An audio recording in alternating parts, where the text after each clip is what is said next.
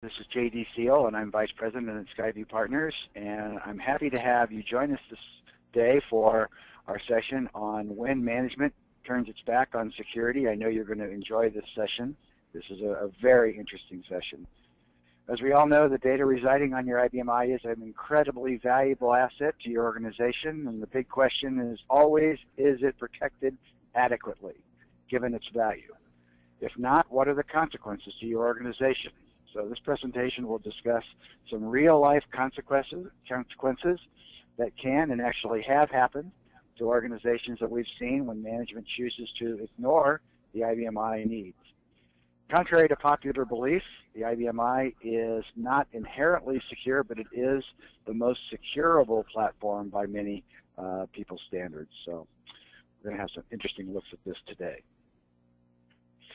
This Coffee with Carol is a continuing of our educational series. We're happy to bring these to you, and it's fully sponsored by all of us here at Skyview Partners, and we're happy to have you join us.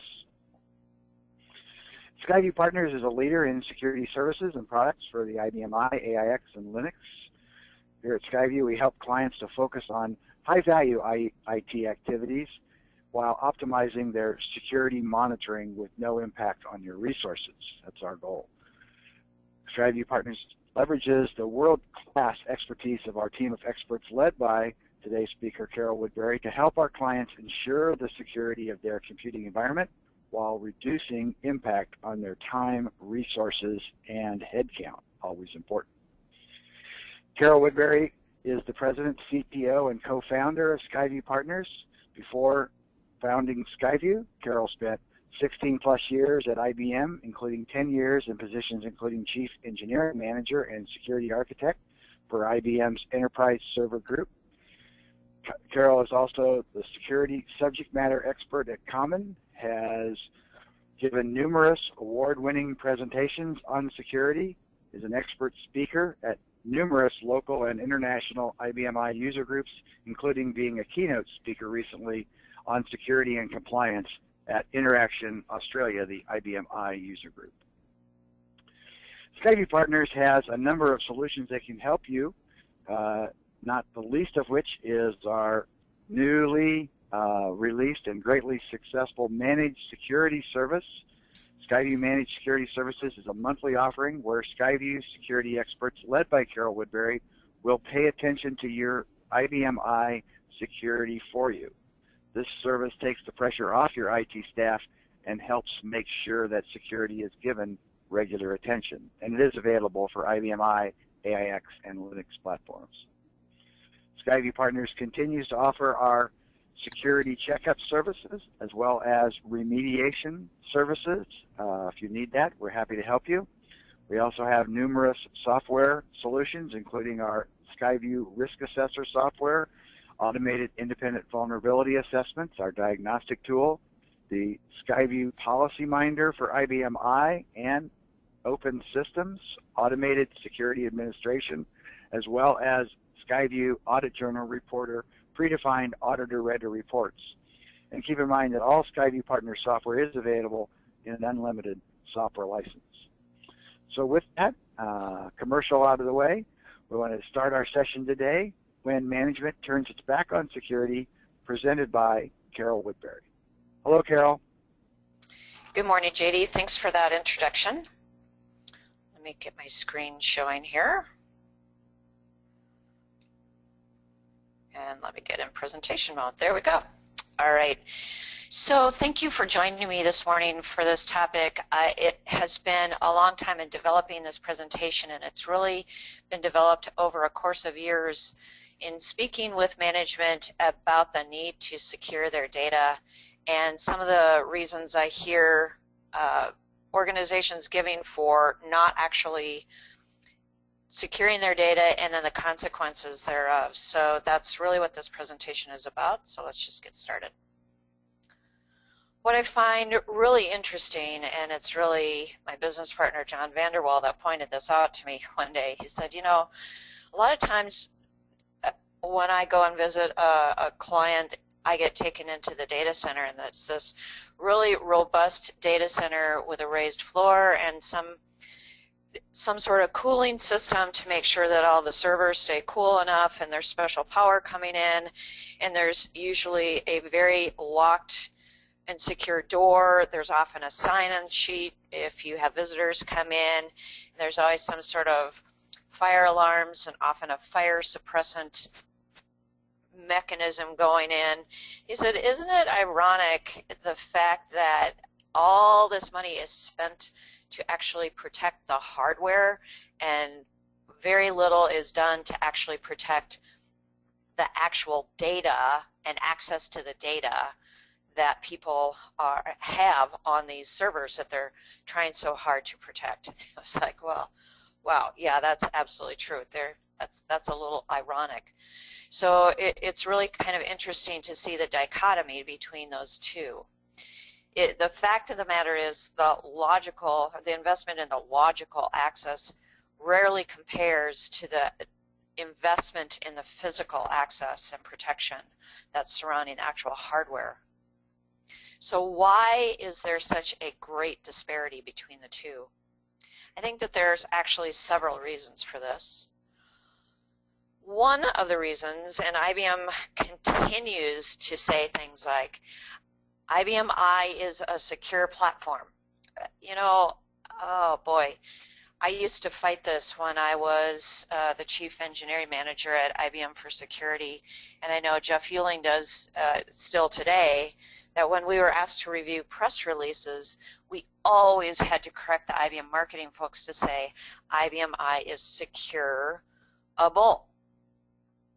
I think it is one of the most secure-able systems out there today, but the reality is that it does not ship out of the box in a secure form.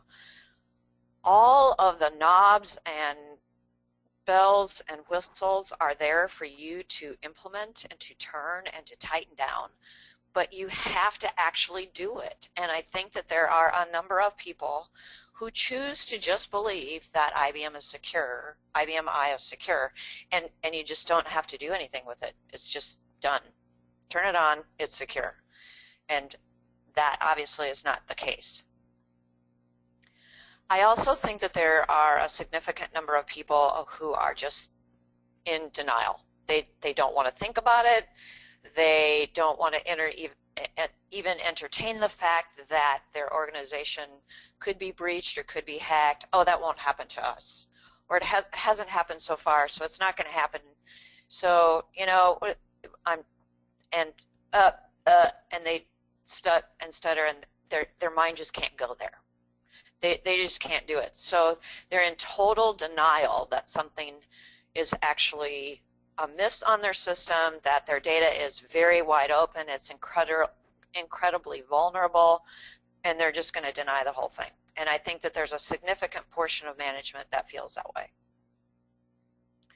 So over the years, as we've talked to clients and I've talked to people at Common after sessions, some of the things that I've heard being relayed to me, or some of the things that have been said directly to me, are this slide. So I've heard IBM I has never been hacked, so I don't need to be concerned. And I hate to tell you this, but IBM I has been hacked. I have talked to those clients. Clearly I can't say who they were, but I've talked to them. That IBM I has been hacked. And if you think about the definition of being hacked, it's data that is being used inappropriately or without permission. Now, we can think of the hacker in the traditional sense, and I know that the system has been hacked in the traditional sense. But if you think about data being used inappropriately, when has that not happened in somebody's organization, right? So that's one excuse that I hear. We've passed our audit, so of course we're secure. Well, that's really interesting, because most audits don't actually look at the security settings of data. So it's really great that you've passed your audit, but that says absolutely nothing for the data settings, the authority settings on your data, as to whether or not that data is being kept confidential, or even if you have integrity of your data. And the fact of the matter is, even if your audit is focused on data security, many of the auditors out there don't know anything about IBM I, so they don't even know the questions to ask to prove or make you prove that your data is being protected.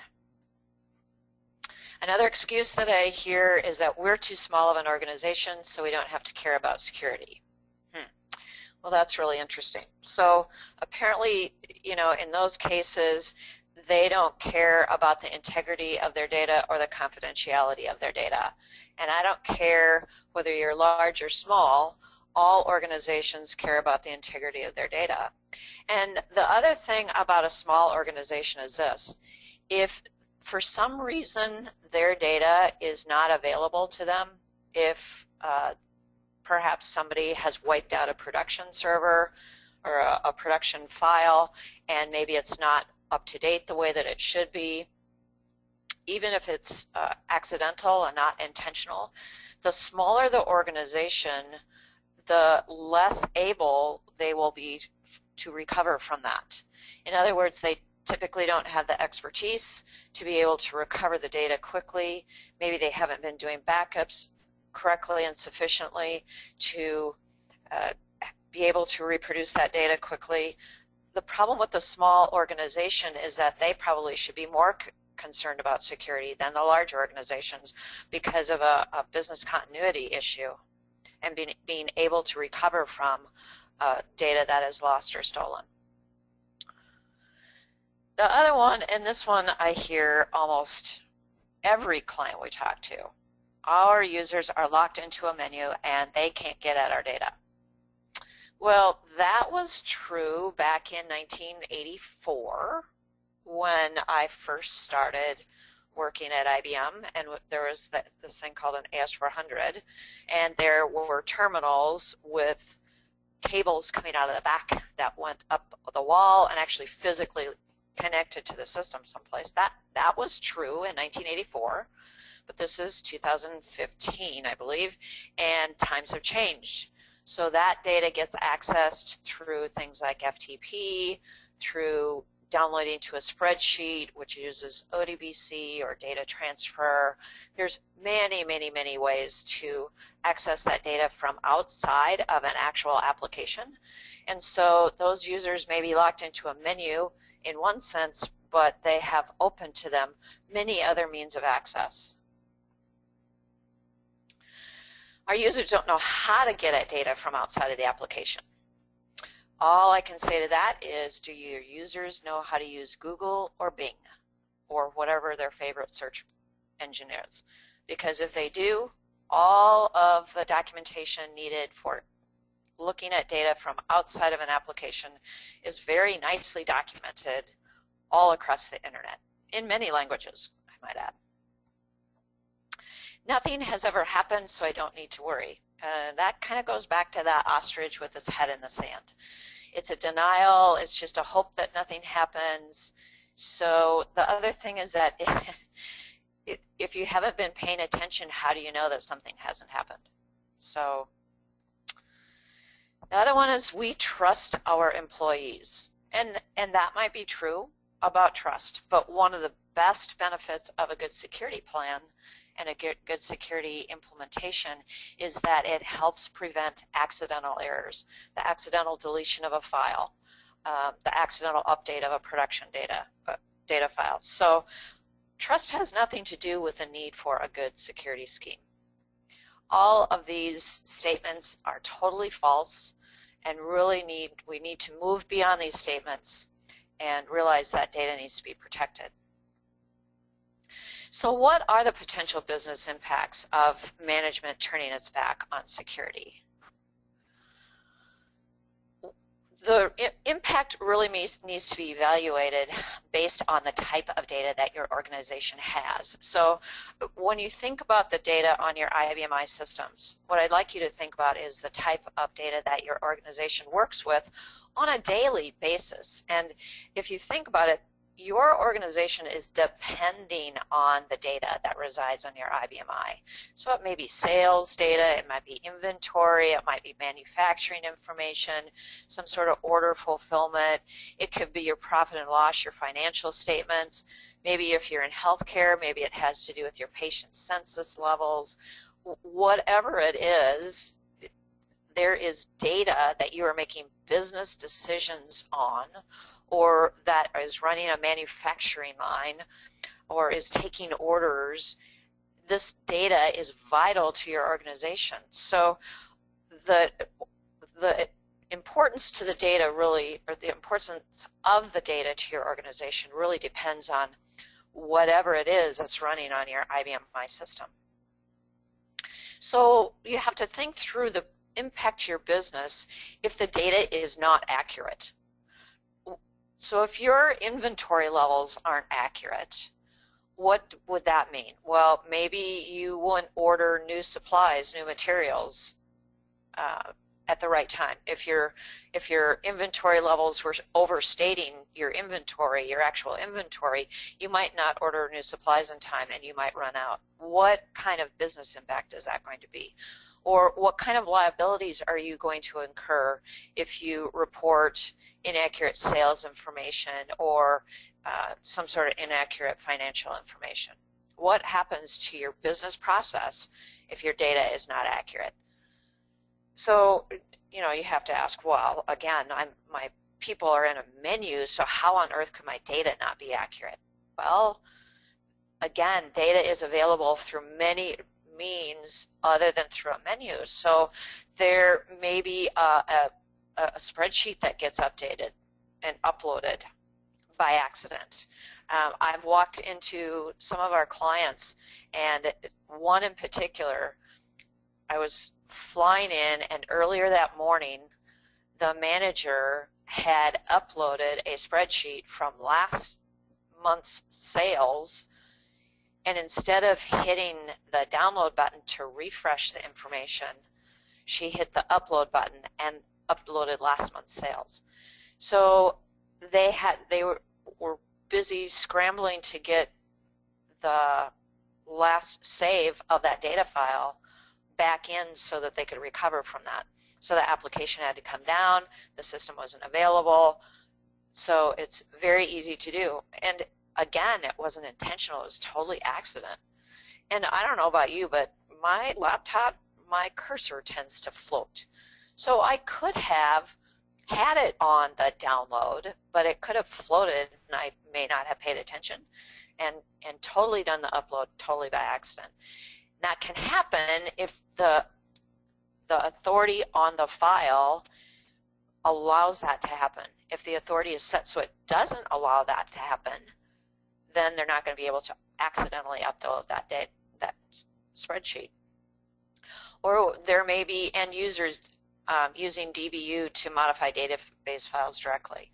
And I realize that you may think, why on earth would you ever allow an end user to use DBU? And I think the same thing. But I've actually seen DBU as a menu option on end user menus. So there you go. So again, what's the business impact to the business if the data is not available? Now, again, a lot of you may be saying, well, that's a disaster recovery issue. Well, and it's not a security issue. So what I mean by not available is like my previous example. What if the production data was accidentally updated and it shouldn't have been, right? So the data is not available, the application is not available during that time while you recover from that situation. The other thing that I've seen happen is that people have mapped a drive to the IFS, especially when they map a drive to root, and they have all the libraries then that show up in Windows Explorer. And I've actually had cases where people have dragged and dropped files to their trash bin. And they were able to do that because they had too much authority to those files. So the data is not available. Again, what is the business impact to your business if your data gets into the hands of your competitors? What if your price list gets into the hands of your competitors, or maybe your vendor list, or maybe your employee list? What's going to happen? What if your data is sold? So, you know, if you think about the black market, you think about credit card numbers, you think about social security numbers, you think about social insurance numbers if you're outside of the U.S. And most recently, the biggest draw for the black market is healthcare information, so people can perform health insurance fraud. So what is the impact to that? What is the impact if the information is posted to the internet? So let's think about Sony, for example, and all the embarrassing things that have happened to Sony because their information was posted on the internet or sold to your competitor. So how can this happen? Again, there's users without a business need to know having authority to the data. So if you think about people like Snowden at the NSA had admin rights and rights to areas of the NSA that he had no business need to know. So that's an example of having too much, the result of having too much authority to the data or too many privileges assigned to your profile.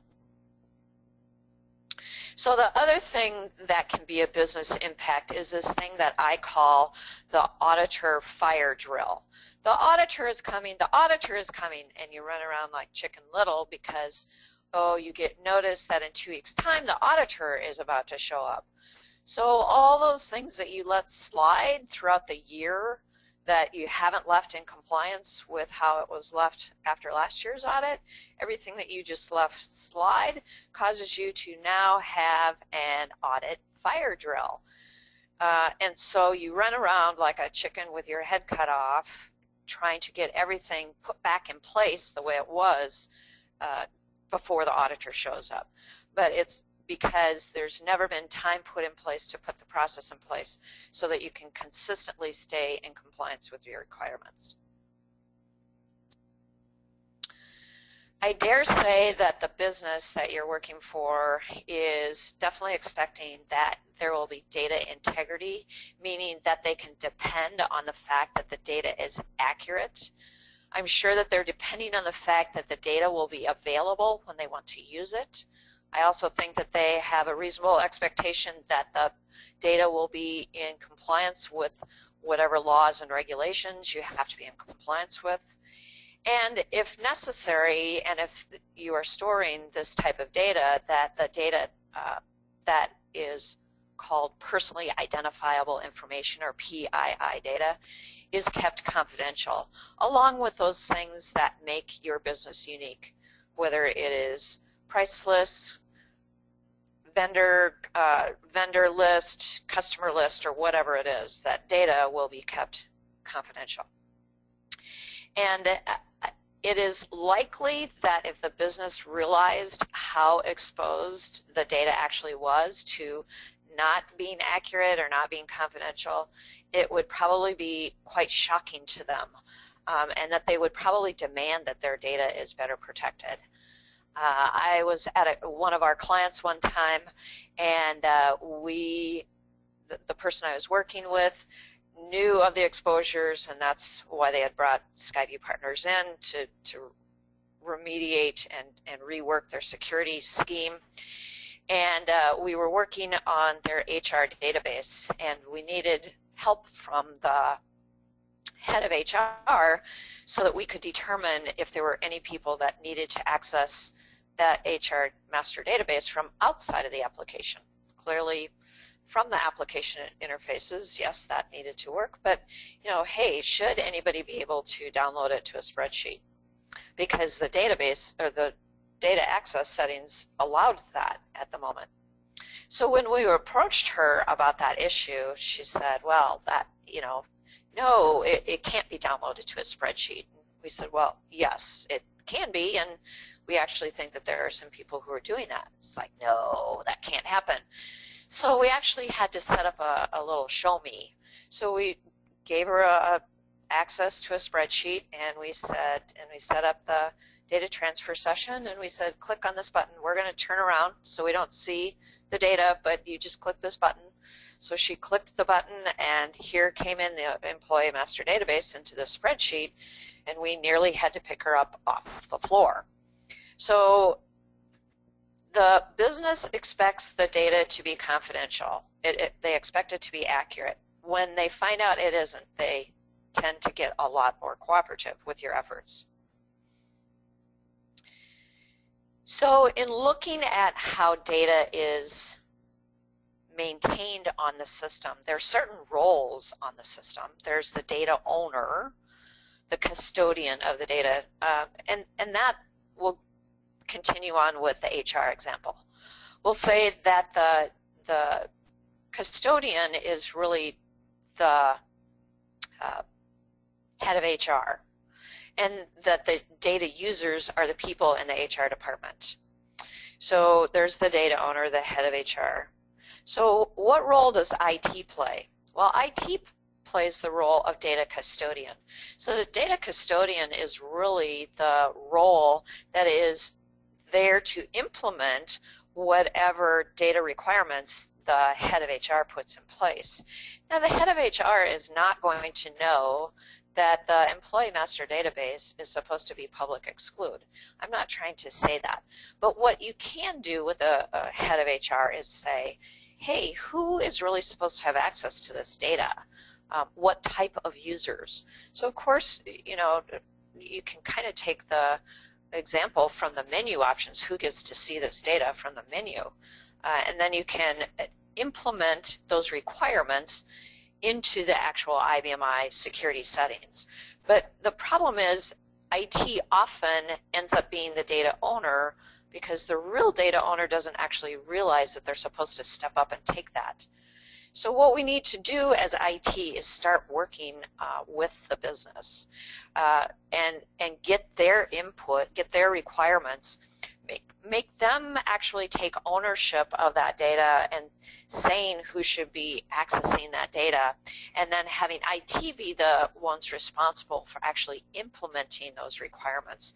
It really needs to step away from being a pure technology decision into being a joint decision between business and IT to make sure that the data is protected per your organization's needs. So sometimes there's pushback from the business, and I think that a lot of times that happens, and pushback from the business when you start to propose a security project. And I think a lot of times there's pushback from the business because the requirement for data security isn't obvious to them. So sometimes you have to do that little show me example like we did for the head of HR, where you have to actually show people what the actual vulnerability is. I know that other consultants, other Skyview consultants have had to do those same sort of examples for upper management. Also, I think that there's a belief that employees can't handle change because they're not computer savvy. The thing is, if there is anybody working for your organization that's under the age of 45, they are computer savvy. They grew up on computers, so it's not like they're going to have to change or be a computer programmer to get at the data.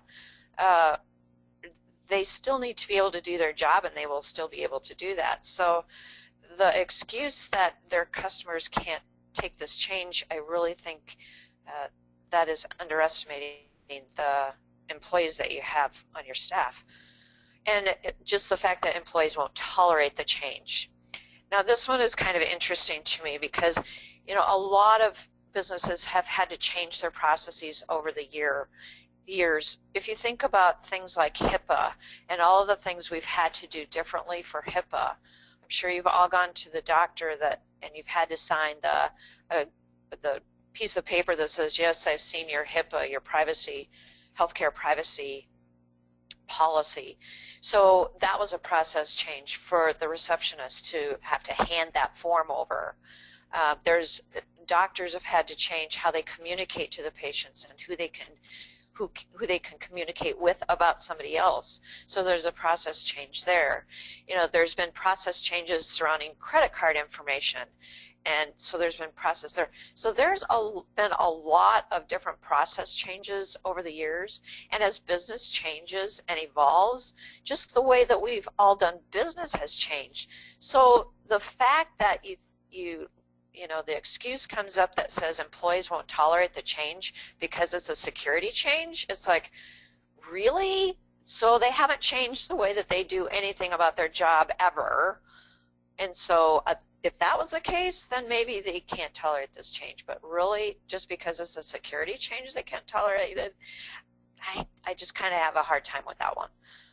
So a lot of people think that security is just an impediment, that it is not a business requirement, but the problem is it's actually a business requirement, because you have to have confidentiality of data in certain cases, and you certainly want accurate data. So again, sometimes business needs a little gentle reminder about the fact that as an organization, you really do have to have data integrity, confidentiality. The data has to be available, and you have to be in compliance with requirements. So again, I think it has to be a joint, and the most successful projects that we have at Skyview are really where business and IT gets together and has a joint discussion about the requirements of the data. So what data needs to be secured, which security measures to implement, and where to implement them. What's the best approach to implementing those? But again, the decision has to be cost effective, and that's where, as a security professional, I can tell you the purest form of security, and this is the absolute most secure way you can do this, but that has to be balanced with the type of data and what the business requirements are. So there's this balancing act of the most secure setting with how the business needs to interact with that data. So it has to be cost effective, has to be appropriate for what's being protected. Not every piece of data necessarily has to be public exclude or deny by default. It may be perfectly reasonable for a business to say, you know what, if someone has an IBM iUser profile, they can read this data, and that's okay. And we have a number of customers that have taken that approach. The bottom line is that it has to effectively assist the effort to reduce the risk to the data to an acceptable level to the organization. That's really the bottom line. So where do you start? Again, you're going to look at the types of data that your organization uses. What's the most critical to your organization? Which piece of data that if it was lost, stolen, was inaccurate, not available, would be the most detrimental to your organization? Or what areas of the business hold PII, that personally identifiable information, or that regulated data? So you're going to start with the data that will really cost the most to the organization if it's not available or not accurate. So again, I think the right place to start is with a vulnerability assessment.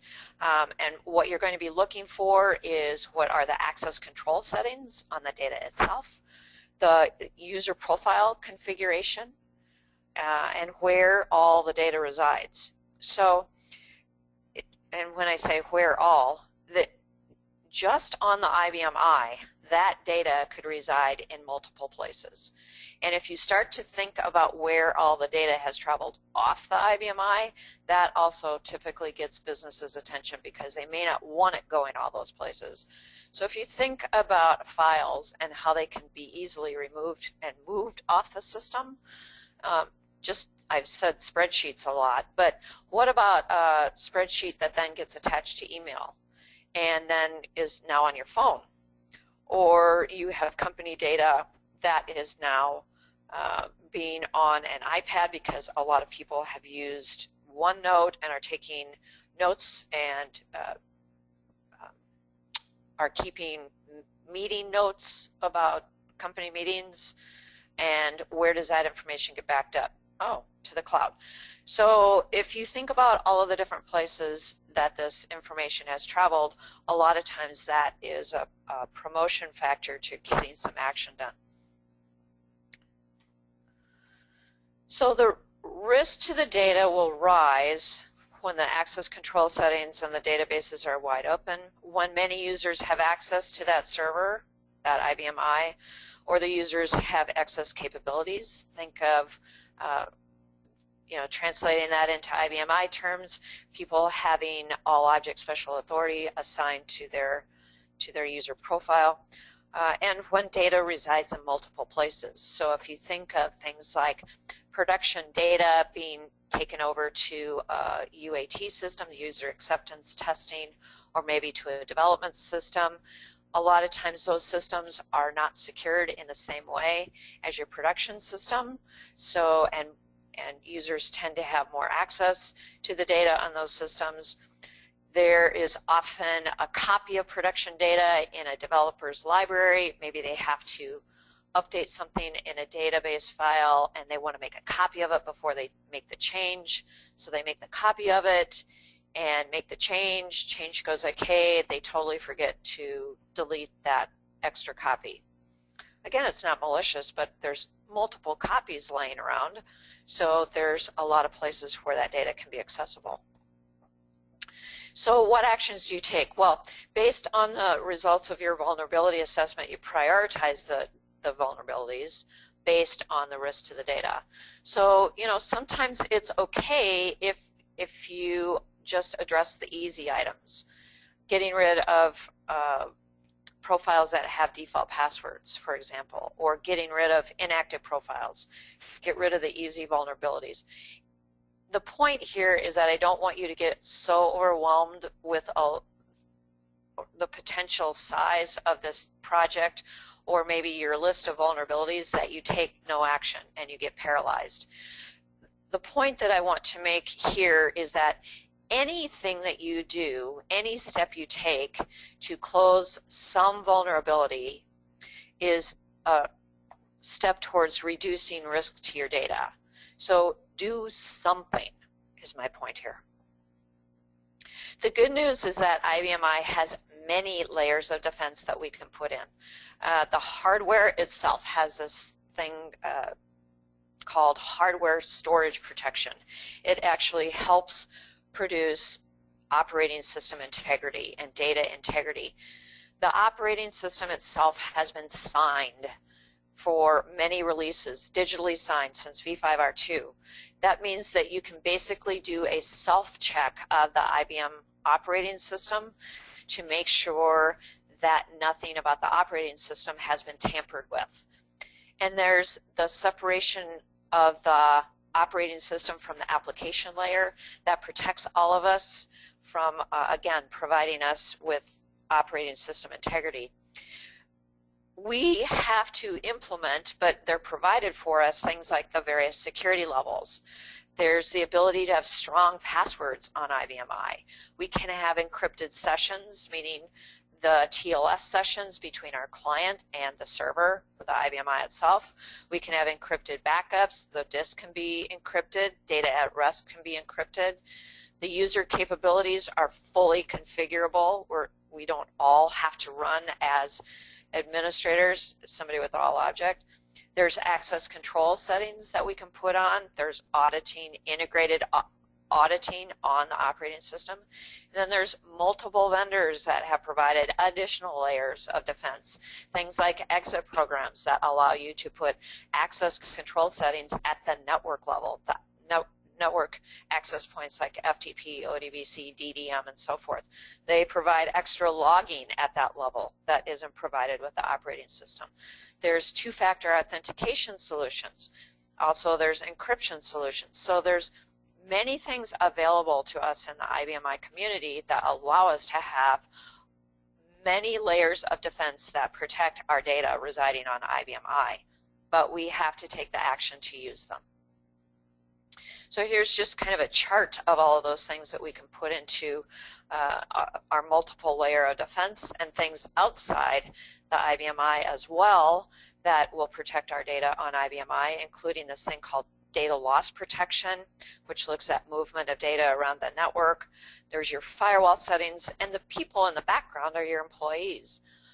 There's a strong level of protection that can be had, and risk can be reduced if we do education with our employees on what the appropriate use of data is.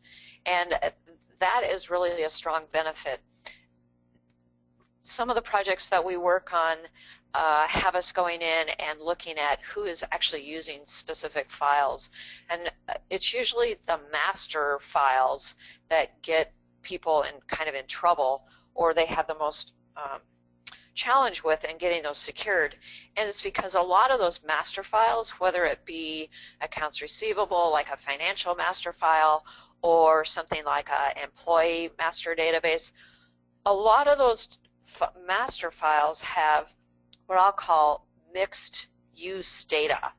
And so there's data in those master files that everyone uses, and it's not private data, like somebody's name and maybe their account number, or their name and their address.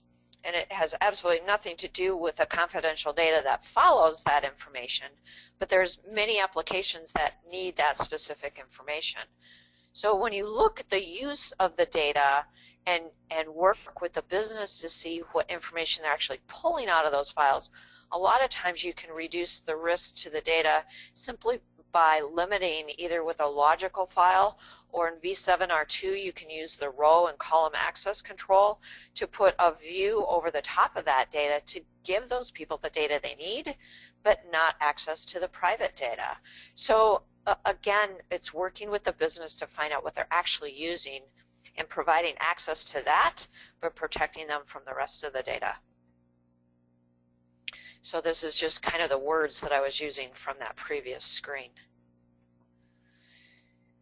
So what I would encourage you all to do is get your head out of the sand and realize that the data on your IBMI system may be at risk from accidental modification, from people who have no business need viewing it, to have access to it, from loss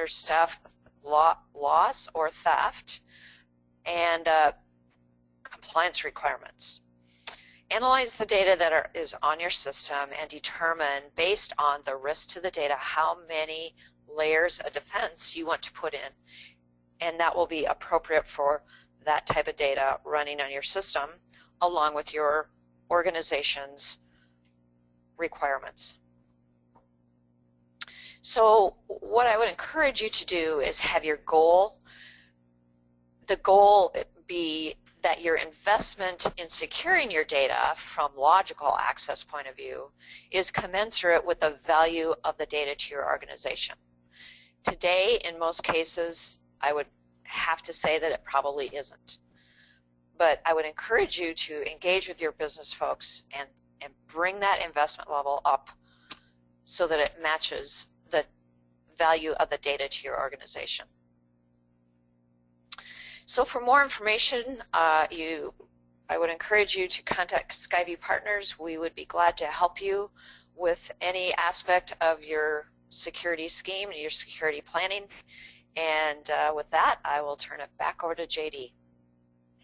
Thank you, Carol. Wow, what a wonderful presentation. I hope everyone got a lot out of those challenges that Carol was sharing with us there. So with that, I'm going to end today's session on when management turns its back on security. Keep in mind that you will be getting a copy of the video of this session in a couple hours. You'll also be getting a link to the slides themselves, so we'll make sure that you get those. If for whatever reason you did not get those, or if you have other questions, please go to skyviewpartners.com, click on Contact Us, and let us know that. We'll be happy to get those out to you.